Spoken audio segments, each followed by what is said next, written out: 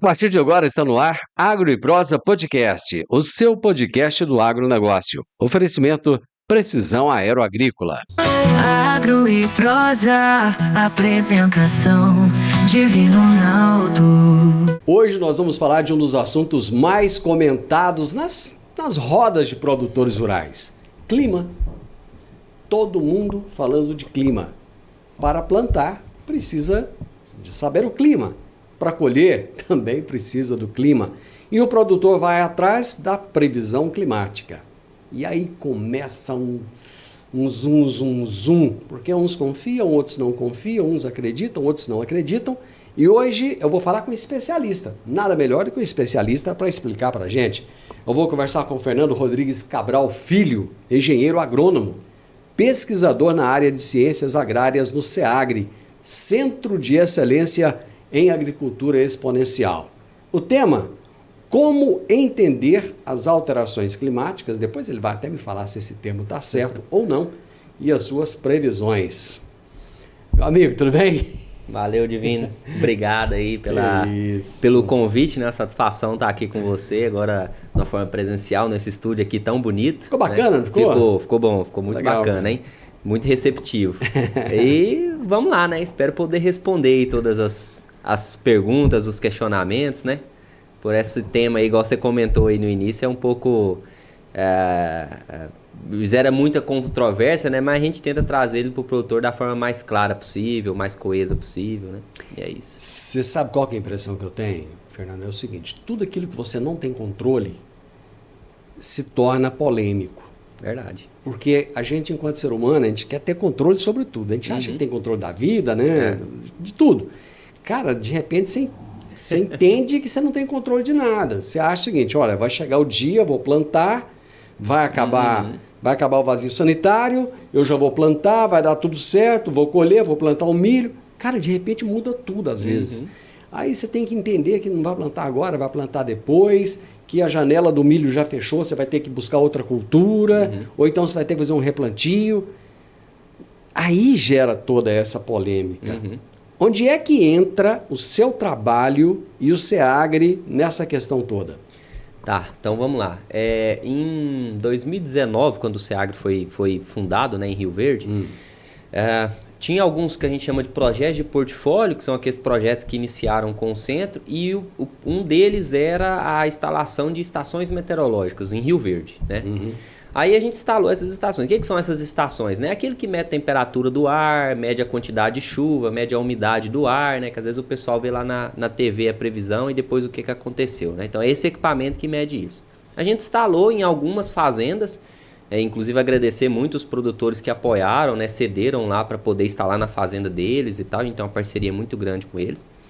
E aí, beleza, elas começaram a coletar dados. A gente pensou, bom, mas agora a gente tem que fazer isso gerar alguma coisa de informação para nós, pesquisadores, mas para os produtores, né?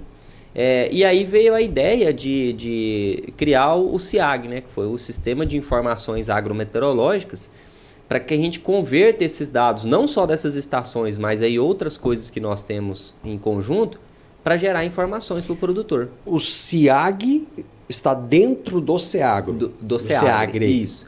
O SEAGRE com C, né, que é o Centro de Excelência em Agricultura Exponencial, e o SIAG com S foi um projeto que está lá dentro, né, e que tem um outro centro que trabalha em conjunto conosco nele, que é o CEMPA, né, que é o Centro de Excelência em Previsões e Monitoramento Ambiental para o Cerrado. Então ele nos ajuda ali, porque ele tem essa expertise dos modelos, né, e tudo, então a gente trabalha em conjunto com eles. E aí vocês buscaram a ajuda da prefeitura, do IF? Aí o que acontece? O centro, o SEAGRE, ele vem de uma lei estadual do Centro de Excelência mesmo. Certo. Então teve um recurso estadual inicial, né, para fundar o centro, e a gente vai captando recurso. Então a prefeitura, por exemplo, ajudou inicialmente na obra mesmo, lá na área e tudo. E depois a gente teve mais recente a central, depois nós podemos falar para ela, foi um recurso da prefeitura também que veio, né? E aí com esses recursos em conjunto, do SEMPA também, recurso humano, né, e tal, a gente pegou então e começou a fazer essas atividades ali dentro do SEAGRE voltadas à agrometeorologia. Aí vocês criaram um grupo de WhatsApp, onde os produtores entram ali naquele grupo, tal, e participam, e aí um fala, tá chovendo em Quirinópolis, na Uruana não choveu ainda, tal. Eu acho bacana ver isso, essa interação. O grupo foi muito bom, sabe? O que acontece? A gente criava a informação, aí a gente começou divulgando no Instagram do SEAGRE, do SEMPA, a Prefeitura de Rio Verde também, a gente faz uma previsão específica para Rio Verde, ela posta. A gente falou, mas nós temos que atingir mais pessoas, né?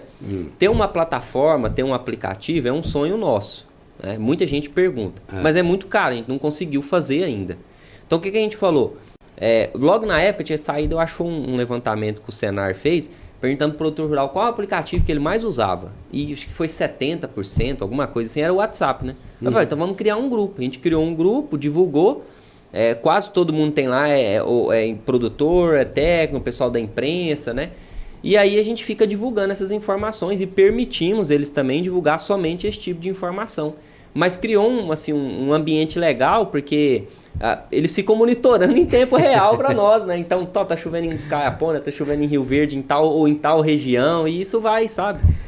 Inclusive a gente... Mesmo quando em algum dia tiver a plataforma ou o aplicativo, a gente vai manter o grupo, porque lá não tem essa interação. Né? Eu acho muito interessante mesmo. E o pessoal coloca. E tem hora que não fala assim, tá chovendo na minha casa em Rio Verde. Aí a pessoa vai, onde que é a sua casa? Porque na minha não tá, né? Acontece muito isso. Cara, o que o trabalho de vocês já mudou? O que você acha assim que já alterou para melhor em relação ao que tinha antes, em termos dessas... Eu não sei se eu posso chamar de previsões, daqui a pouco a gente vai até falar sobre isso, né? Então, a gente conseguiu, pelo menos pelo feedback, e é muito importante, a gente vai pegando o feedback do pessoal, primeiro, trazer de modo geral, uma previsão que atingisse mais essa informação para o produtor, tinha muitos que às vezes não acompanhavam muito, que essa previsão de uma certa forma fosse um pouco mais assertiva do ponto de vista que a gente analisa mais especificamente a região, e não que as outras previsões sejam erradas, mas igual depois a gente vai falar sobre isso, são mais abrangentes, então o produtor se sentiu mais acolhido também nesse sentido, né? E aí vira e mexe, eles vão falando com a gente, falam, a gente acompanha, a previsão tem dado certo, né? Vocês falam que vai chover ou não vai vir uma onda de calor, não vai, a gente consegue ter essa informação, né? A gente antes às vezes não tinha, era muito geral, às vezes acabava não acontecendo onde eu estava, né? E uma outra coisa também, Divine, muito importante é a geração de dados. Por quê?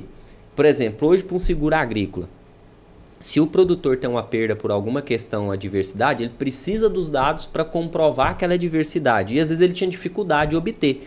A gente, desde quando criou, todo ano, seja um produtor pelo menos, entra em contato e fala, cara, você tem dados para essa região, nessa data, porque aconteceu um vento e destruiu lá o meu galpão. Ou um granizo danificou minha lavoura. Temos.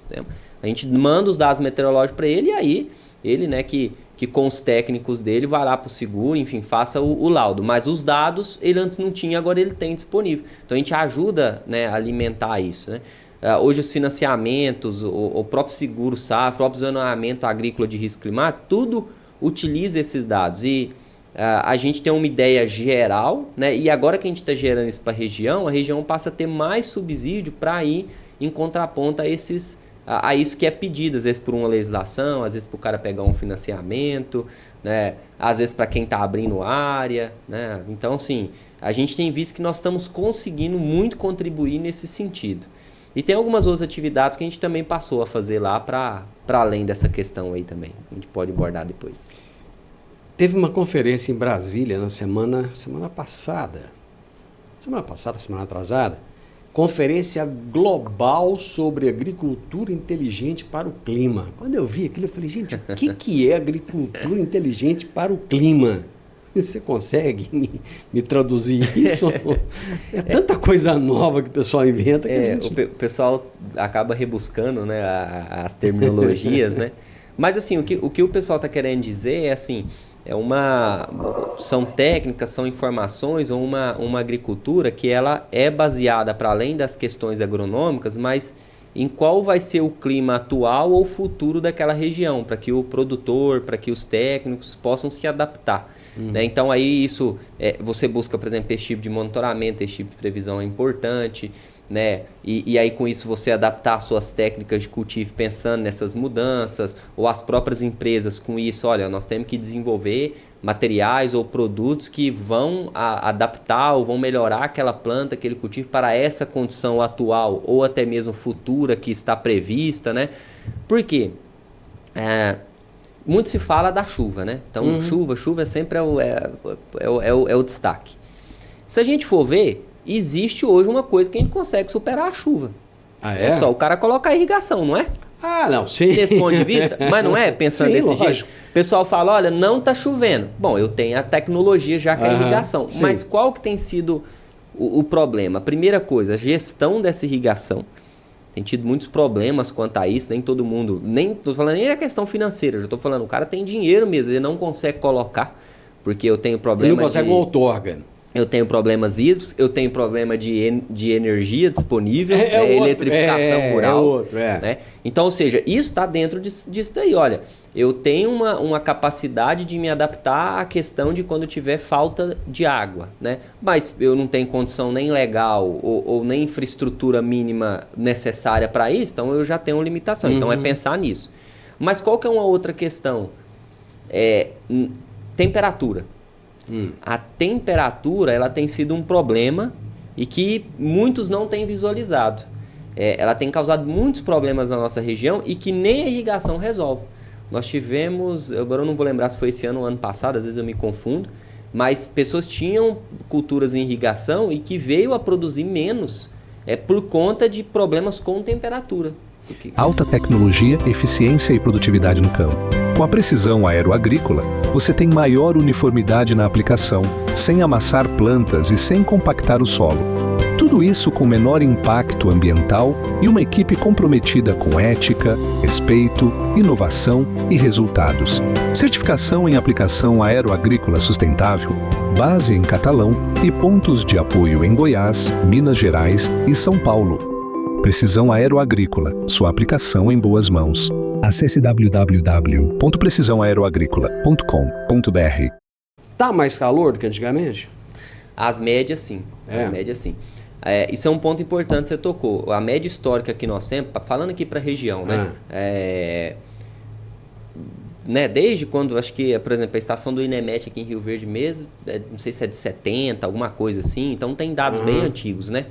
Então, se a gente pega todas as normais, que é uma faixa de ano que a gente mede aquelas variáveis e faz uma média, né? Então, hoje a gente já tem 3 para cá, que a gente vai normalmente de 30 em 30, 20 em 20 anos atualizando ela, né? Então, a temperatura sempre em média foi subindo um pouquinho. Sempre ela foi subindo um pouquinho em média. Então, a gente viu uma tendência de subir. Agora, por exemplo, a chuva. Não tem uma tendência na chuva. A chuva é terrível.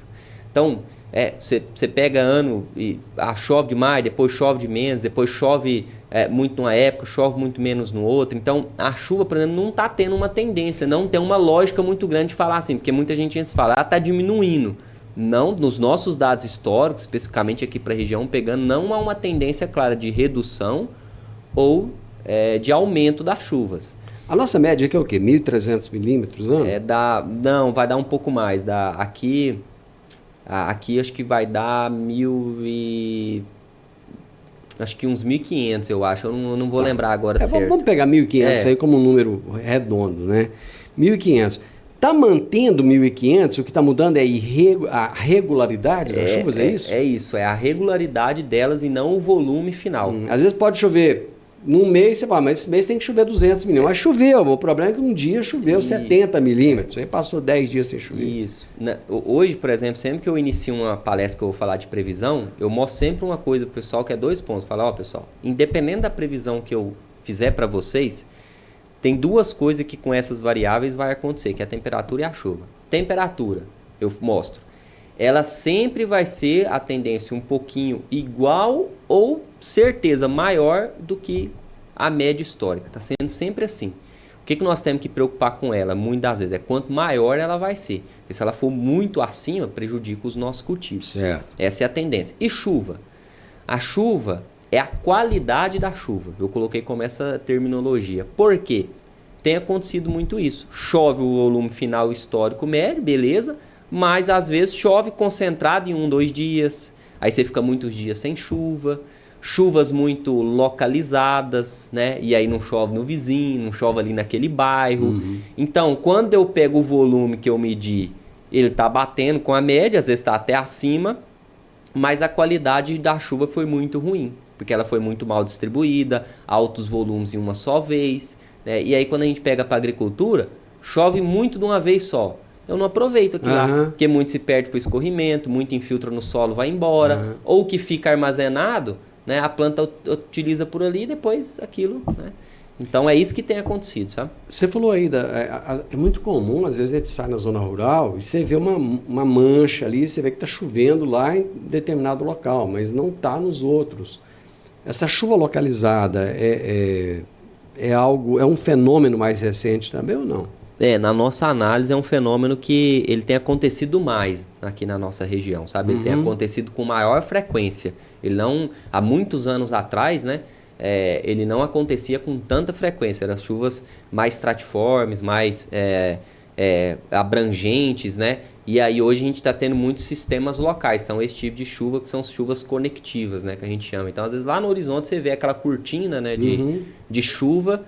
E aí como que ela é provocada? Muito pelas condições locais. Por exemplo, a época que nós estamos agora, como você tem muita umidade no ar, choveu, e você tem temperaturas altas, né, uma região tropical, então você tem muita condição de formar isso, porque o vapor d'água sobe e tal, forma a nuvem e acaba chovendo, né? E aí quando eu não tenho a atuação de grandes sistemas, um corredor de nuvem, de vapor de água, de nuvens para chover completo, chover na região, fica chovendo dessa forma, por exemplo, né? Enchente, furacão, tornado, geada, granizo. O que explica essa escalada de evento extremo?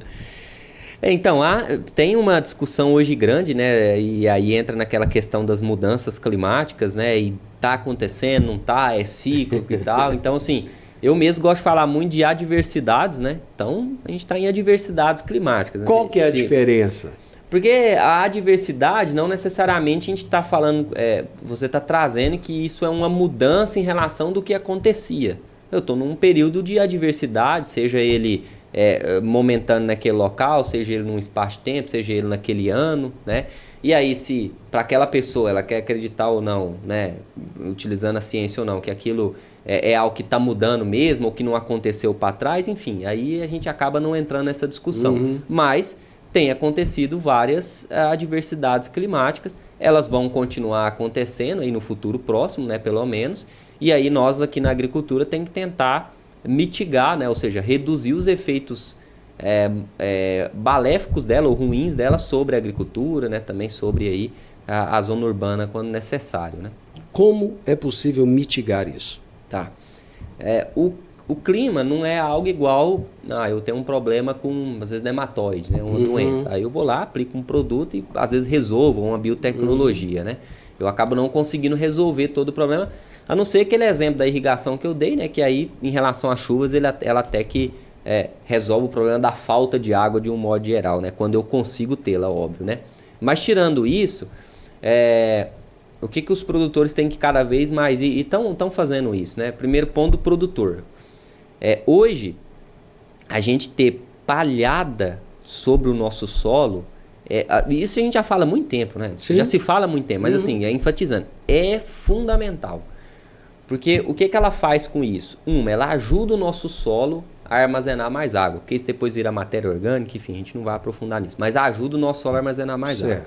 Outra, ajuda o nosso solo a perder menos água, né? Por um simples processo físico que a gente pode citar, que é a proteção daquele solo por evaporação, por exemplo. Já podemos citar só isso. E uma outra coisa é que faz com que o nosso solo ele perca menos temperatura, por exemplo. Aqui não é tanto problema, né? Mas nas regiões, às vezes, muito frias, né? Você não tem tanta perda, conserva mais temperatura, mas também não ganha tanta temperatura. Né? Você não vai ter um solo com 60, 70 graus ali, né? Que é o nosso problema aqui, né? Que quando a gente compara solo, a gente tem isso aí. Às vezes um solo que está com 20, 30 graus, coberto, e quando você tem um descoberto, mesmo solo, você mede das 50, das 60. Isso, para o plantio, já é terrível. Até mesmo mais para frente, mas assim, para a época de plantio, é muito ruim. Semente às vezes não germina, ou germina e a plântula vem a ter um dano por calor, né? Então assim, é muito ruim. Então hoje você ter E aí não adianta só a palhada, às vezes, advinda da cultura. A gente precisa pensar em consórcio, plantas de cobertura. Por que eu falo isso? A cultura, o produtor, ele planta por quê? Porque ele tem que colher, no caso nosso aqui, grãos, né? Às vezes fibra, algodão, a cana. Então, as culturas ela é focada para produzir grãos. E tem que ser, né? E não palha, não folha.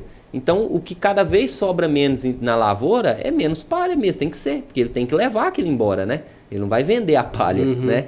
Então, a gente precisa pensar cada vez mais em colocar plantas que contribuam com essa cobertura, com essa palhada, né? Que são os consórcios. E além da cobertura, acaba que o enraizamento, fazendo com que o solo possa reter mais água, né? Ficar mais poroso.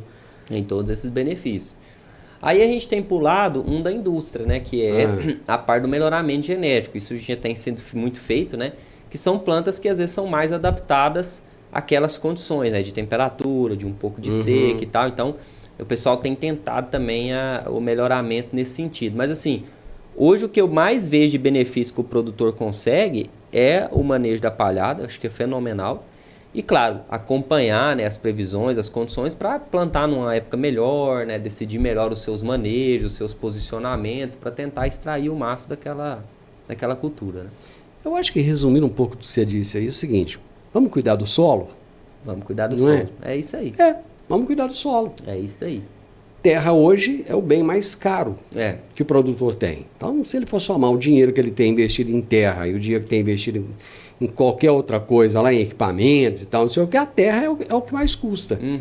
E é o que é o mais difícil de se obter hoje, né? Sim. É difícil comprar terra boa. Hoje é. Custa caro, custa muito caro. Hoje né? Terra ruim custa caro, imagina terra boa. Imagina a boa, né? Às vezes você tem terra barata lá no Tocantins, tudo bem. Às vezes num lugar do Tocantins que não chove, que é só cascalho e tal. Né? Então tem isso, cuidar bem do solo. Vocês têm uma central de monitoramento aqui? Temos. A gente inaugurou ela em 2024, né? Ela fica na sede do SEAGRE, aqui em Rio Verde. E qual foi o objetivo dela? A gente conseguir, em virtude de todas essas ferramentas que a gente foi criando, né? Ter um monitoramento mais constante das condições atuais da atmosfera aqui, para a gente dar informações mais rápidas e assertivas, né? Então, olha, pode ter uma mudança agora do tempo e vir chuva ou não vir, tem uma mudança de temperatura, pode acontecer uma tempestade agora, vir um vento, né? Então, tem nos ajudado muito nisso, e também porque nós temos tentando fazer um trabalho para a zona urbana também de Rio Verde, né? A pedido da prefeitura, a gente está com a parceria com a Secretaria de Meio Ambiente, e aí o objetivo dela também foi, vamos tentar fazer um trabalho para a zona urbana, né? Para também diminuir ali, às vezes, as intercorrências, né? Quando vinha acontecer para as pessoas que estão ali nela, né? E uma outra coisa também é para ação contra a época dos incêndios, né? A época mais seca. Isso nos ajuda porque a gente tem ferramentas, não nossas, né? Mas existem ferramentas de monitoramento de focos de incêndio, de risco de incêndio, né? Então até esse ano, por exemplo, a gente fez um trabalho junto com a Brigada aqui em Rio Verde, o Corpo de Bombeiros, né? Para poder eles utilizarem a sala como mecanismo de monitorar e gerenciar as ações contra incêndios. No mundo do agronegócio, informação é poder. E no portal agroeprosa.tv você encontra as notícias mais relevantes e atualizadas sobre o setor que move o Brasil. São análises, entrevistas com especialistas e tudo o que você precisa saber para se manter à frente no mercado. Do campo à mesa, agroeprosa.tv conecta você ao que realmente importa no agro. Acesse agora mesmo agroeprosa.tv e fique bem informado. www.agroeprosa.tv. A notícia do agro começa aqui. Qual a diferença entre previsão do tempo e previsão climática? A previsão climática, ela é uma previsão que considera um tempo, né, muito maior de previsão, né? Então eu não estou falando que vai acontecer hoje ou que vai acontecer amanhã, né? Eu estou falando de algo que vai acontecer dentro de um período, né? E ela também é para uma área muito mais abrangente, né? Então vou dar um exemplo, a previsão que a gente traz da safra é uma previsão climática, né? Eu estou falando olha, o mês de setembro, o mês de dezembro agora, ele é um mês que vai chover, por exemplo, dentro da média no sudoeste do estado de Goiás, que as temperaturas vão ser também dentro da média, que vai ter mais evento extremo ou não e tal. Então, veja que eu estou falando de um modo geral dos eventos que vão acontecer médios dentro daquele mês para aquela região como um todo, né? E aí, às vezes, a gente consegue previsões que abrangem 3 meses, né? 6 meses, aí a gente fala desse período, né? Já a previsão do tempo, e aí veja que eu comparo também com a média, né? A climática. Já a previsão do tempo é algo que vai acontecer, um estado da atmosfera atual que vai acontecer ou para os próximos minutos, próximas horas ou próximos dias. E aí eu falo, olha, a temperatura média vai ser tanto, a umidade média vai ser tanto, as chuvas vão ser assim.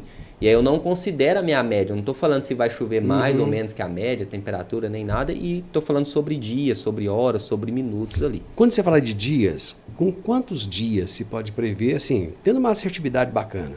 A do tempo hoje que a gente utiliza é em torno de 7 a 10 dias. Já dá para prever isso? Com 7 a 10 dias, hoje tem modelos, o nosso a gente faz com 7, a cada 7 dias. Com 10 ele já roda, né? Mas aí a gente sempre traz o retrato da semana. Só que a gente sempre atualiza ele, né? Todo dia a gente atualiza ele, porque pode ter mudanças. Mas com isso é um intervalo interessante para esse tipo de previsão que nós fazemos, né? O modelo que a gente utiliza.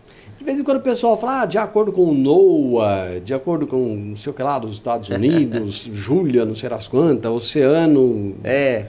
Como é que é isso, cara? Como é que funciona aí? O que isso tem a ver com o produtor que vai plantar aqui no Planalto Verde, por exemplo? É porque o que acontece? A gente tem órgãos internacionais, né, igual o NOAA nos Estados Unidos, a gente tem a própria Organização Mundial de Meteorologia, né, aí no Brasil a gente tem o próprio INEMET, o Instituto de Meteorologia, o INPE, né, que sempre trabalham com essas questões. Sempre que a gente vai trazer uma previsão, a gente tem que olhar primeiro para a Terra como um todo, praticamente, porque os nossos oceanos são muito importantes, né? Então, esse monitoramento é muito feito normalmente por esses órgãos, porque você precisa, por exemplo, de satélites, você precisa, às vezes, os radares nem tanto para essa previsão, mas os satélites, você precisa, às vezes, de boias oceânicas que medem temperatura. Então, você parte desses grandes modelos, né, que tratam o globo como um todo e pegam esses grandes sistemas meteorológicos, né, e aí ele te dá uma previsão a partir dessa fonte de como vai ser as condições para os próximos dias, enfim, desses grandes sistemas, né, que vão atuar. E aí, mas é importante depois uma previsão mais geolocalizada, que é o que nós fazemos aqui, uma previsão local, para, em função desse grande sistema que pode vir a acontecer nos próximos dias, exatamente aqui como que vai ser a atuação dele, tá? Já que vai ficar gravado o que a gente vai falar aqui, eu vou voltar a conversar com você lá na época da colheita. O que você acha que vai acontecer quando o pessoal for colher? Vai chover? Vai fazer sol? Vai ser uma colheita tranquila? Divino, eu imagino até que hoje estamos em novembro, né? Até antes de finalizar novembro, por exemplo, a gente vai rodar a previsão de novo para o primeiro trimestre de 2026, né? Janeiro, fevereiro e março. Quando a gente rodou ele lá atrás, qual que era o retrato que nós tínhamos? A princípio, principalmente o janeiro, estava se marcando chuvas até acima da média para o mês, tá? Só que quando a gente rodava o trimestre inteiro, porque a gente não tinha ainda as previsões mensais por conta da distância, mas a gente tinha do trimestre.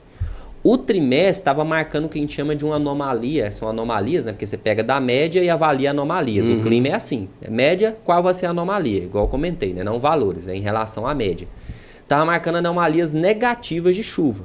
Então o que nós usamos? Olha, se o janeiro que nós tínhamos já separado estava marcando chuvas acima da média e o trimestre anomalia negativa, então o problema estaria ou em fevereiro ou em março, tá? Só que a gente não rodou ainda, né, exatamente cada um, para ver qual que é a previsão atual que está de chuvas. Mas por essa previsão, pode ser que um desses 2 meses, né, ele vai ter alguma chuva abaixo da média. A gente acredita mais às vezes no março, né? Então as chuvas, a princípio, podem estar muito presentes na nossa colheita nesse ano de 2026. E aí o produtor tem que se programar bem por conta que aí nesse período ela acaba atrapalhando, né? E também tem um outro fato que é a laninha, né? Que até janeiro provavelmente ela deve estar ativa e normalmente ela beneficia um pouco as chuvas. Para nós, né? Porque para o sul não é bom não, né? Não, aí para o sul... Se bem que agora ainda está um pouco adverso, né? Mas ela tende a reduzir as chuvas lá, né? Você sabe o que a gente precisa? Acho que precisa de rezar, viu? Tá precisando, viu? Tá precisando. Tá fácil, não. Quando eu costumo dizer aqui, eu já falei isso muito aqui, já contei muito essa história. Quando eu era menino, passava muito tempo sem chover, o pessoal não tinha que plantar e não conseguia. Aí, geralmente, tinha uns cruzeiros, umas cruzes, né? O pessoal pegava pedra, punha na cabeça, pegava balde de água, punha na cabeça e saía aquele monte de gente na rua rezando. Para chover, ia lá, colocava as pedras no pé da cruz, colocava água no pé da cruz. Eu acho que está faltando, gente. Brincadeiras à parte. Não. Né? Eu acho que o produtor rural é o ser humano que mais tem fé.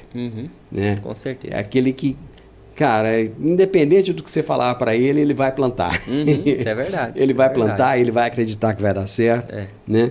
E é por isso que a gente tem uma agricultura tão pujante. Sim, né? E tem que ser assim mesmo. E assim, a gente também tem que... cada vez mais o pessoal abraçar isso e falar assim, olha, nós temos que entender melhor a questão do clima, nós temos que... Por que nós temos que entender melhor? Porque nós temos que conviver com ele. E aí nós temos que tentar ir achando solução, porque se não entender ele, nós nunca vai ter solução. Aí você fala assim, a solução como, Fernando? Porque, igual você comentou, não tem o que fazer. Mas nós temos alternativas que podem reduzir os seus efeitos. Mas se eu não quero saber sobre ele, o que eu vou fazer para tentar reduzir os efeitos dele na minha lavoura?